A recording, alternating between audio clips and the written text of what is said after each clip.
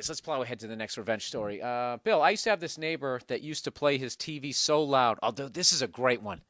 I used to have a neighbor that used to play his TV so loud that I could hear it through the walls at all hours of the day and night. I understand that when you live in an apartment and you have to put up with a certain level of shit, but this was fucking ridiculous. I tried the good neighbor approach, but got the cunt attitude back from this prick. So one day, a few buddies of mine, we were hanging out, we were drinking, we heard some TV show through the wall. Now, I understand I lived in a community of townhomes and all the buildings were wired with the same cable company.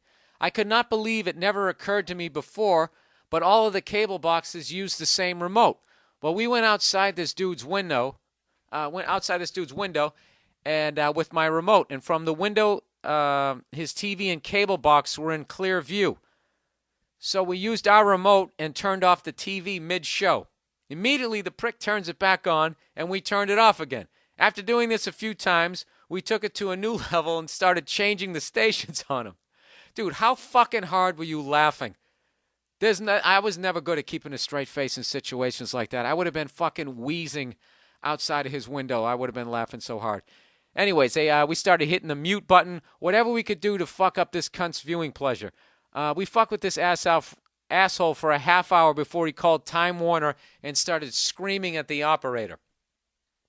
Figuring we were pushing the hilarity and our luck, we stopped and went inside. The next day I saw the cable truck outside, and as I'm sure he got someone to come out and fix his cable. The next night we did the same thing until the guy just gave up and went to bed. At about 3:30 a.m., we turned the TV on full blast.